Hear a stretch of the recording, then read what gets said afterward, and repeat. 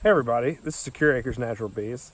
A lot of people say to me, Wes, we buy packages and nucleus hives every single year. Sometimes our bees die and we lose our investment. How do you and your family go about catching bees? Well, it's really as simple as putting a hive box up in a tree, putting bait inside of it, and waiting for the bees to move in. Today we're going to be talking about the topics of catching your own swarm. We hope you enjoy it. If you do, like the video and consider subscribing to our channel. So here we go. So when catching swarms, a lot of people aren't really the concept is simple, but not too many people are familiar, not too many beekeepers are familiar with the techniques used for catching swarms. And really, the whole idea is instead of spending money on packages and nucleus hives every single year, why not get a system where you catch your own bees in your local area? And that way, not only will you have a cheaper way to acquire some bees, but also you'll be acquiring bees that are more adapted to your climate for your local area, more adapted to your terrain. And these bees will be a lot healthier and give you a much higher chance of success through the season. So there's three things when we want to think about as far as what we need to catch a swarm. So for one thing, we need a hive body. Second thing we need is bait for the swarm hive. And the third thing we need is location. And all these three things can be acquired through quite a number of things. For your swarm hive, you can use, if you're using Langstroth style frames, you can use any Langstroth deep and put it up in a tree, and that Langstroth deep will serve as your swarm hive. You can also use what we use, which is the land swarm hive, which uses bigger frames. And we'll show that to you here in a little bit, and you'll get to see it. And you can use that for a swarm hive. You can use any container, really. Bees prefer about 10 gallons of space when the swarm is looking for a new home. And we know that after reading Thomas Seeley's book, The Lives of Bees. This book is an excellent read on how bees act in nature and basically how they search for new real estate as far as what they want with their hive. And it tells you all the different characteristics bees like to look for as far as looking for swarm locations or hive locations too. So talking about the second thing required for swarm hives. If we're going to put a swarm hive up, it's always good to have some kind of bait inside the swarm hive. And this attracts the swarms to come in. They smell that welcoming aroma, and they basically say, this is some good real estate right here. And it's a lot easier for you to catch swarms if you put bait. So the kind of bait we're talking about, you can get some propolis, either from your hives or you can order it online. And propolis, if you don't know, is tree resin that bees collect in nature. And it has they use this glue inside their hive and to fill cracks. And it has a very nice aroma to it. It smells wonderful. And if you can get that and rub it on the inside of your swarm hive, that's a good way to bait it to get a good smell. Another thing to do is if you are looking for a better aroma or something to add to the propolis, we look at vials of lemongrass essential oil. And you can order slow release tubes for this off horizontalhive.com, as well as the lemongrass essential oil. And this is a primary swarm attractant. They smell that lemongrass and they're just like, wow, this place is the place to be. So that's always good. Another thing that you can bait your hive with is if you can put a frame of comb inside your swarm hive, then the bees will be a lot more likely to move in. Thomas Seeley in his book, The Lives of Bees, talked about how when they put swarm hives out, if they added comb to some of them, they were much more likely to catch swarms. So the third thing we're talking about when we're looking into putting out swarm hives is location. And here's the deal. You do not have to be in the woods or in the mountains or anywhere like that to catch bees. You'll of course find a lot of bees inside the woods, but even in cities and urban areas, there are lots of bees that live up in roofs and sheds and all kinds of other places. So you can catch bees just about anywhere. There are a few things that you can do for your swarm hive that will give them a higher chance of finding a swarm, and that's, again, in that book you can look to it and it'll give you those characteristics. But some of the things they talk about is putting your swarm hive at least 10 to 15 feet off the ground, and that's what bees generally look for. They look in that range. Now, that's not to say that they won't move into a swarm hive that's right off the ground a few feet. They will, but whenever they're looking for real estate and the scouts are going to all the different swarm hive locations and all the different trees and whatnot, they are evaluating that real estate, and basically the more things you can do to give them that natural feel, the more likely it is that the swarm will move to your location.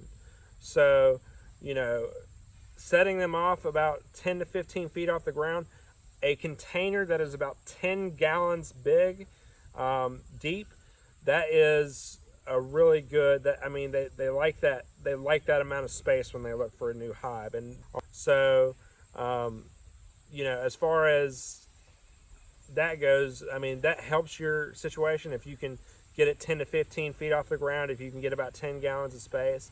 And really, I mean, you can catch swarms just about anywhere. I mean, we just tested this year, and we put a swarm hive on the back of our porch, and the porch was elevated. It had a stairwell, and we didn't catch a swarm, but we had a lot of scouts one day coming in and out, and we were this close to getting a swarm. So, and that was on our back porch. So, you know, it's nice to be able to set them outside of a tree line or anything like that, but really, just about anywhere you can catch a swarm, as long as it's outside, not inside your living room or anything like that. But hey, bees are crazy.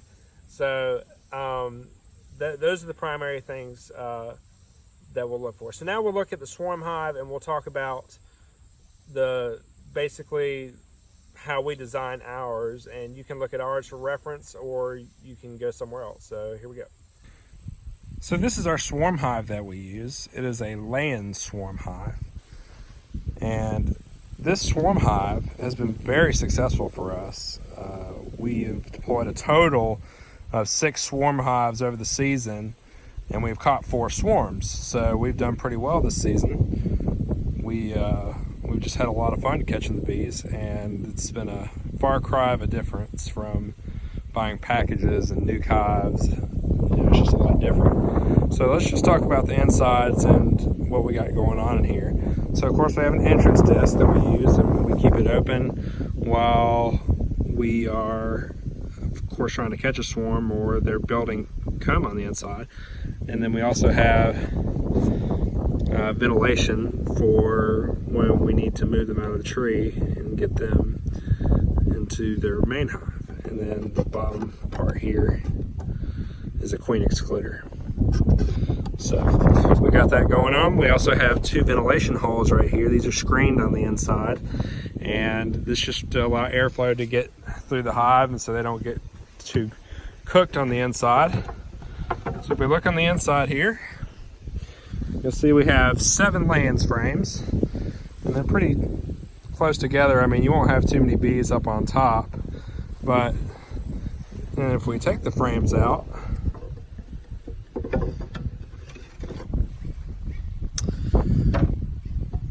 you'll see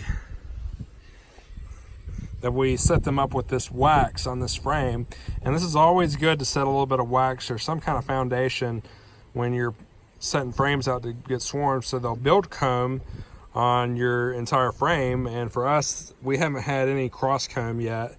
With we've caught 4 swarms this season, but we also had a swarm that one of our customers got too, that we went and installed for them, and there was no cross comb. They built the comb all the way down the frame like they were supposed to. So we'll just take a few more out of here, and if you look on the inside, you'll see it's kind of rough, and this was kind of a custom thing that we do for our swarm hives, because you know, in nature, when bees are inside of tree hollows, they'll actually cover their walls with propolis, but they don't generally do it inside of main hives because the walls are too smooth, so they don't do it. And so I was hoping to make these walls a little rough so they would build propolis whenever we or whoever tries to catch a swarm with this swarm hive. I don't know if you can see it, but the walls are a little brown too by the propolis I've rubbed on them. And there's the two, well, the two ventilation shafts. And then at the bottom, if you'll look down here, we have our vial of lemongrass essential oil. And this is the primary swarm attractant. We put this in all of our swarm hives. And we think it's made us a lot more successful in catching our swarms. So again, this container is about 10 gallons big, which is perfect because that's what the bees generally look for when they're looking for a new home. So, catching swarms is really just as easy as getting one of these swarm hives. And, if you're asking me, well, where do we go to get a swarm hive like this? Well, you can go to either our store at SecureAcresFarm.net, or you can go to horizontalhive.com, and on that website, owned by Dr. Lee Asher-Ashkin, they actually teach you how to build your own swarm hive with the same specifications as this one right here.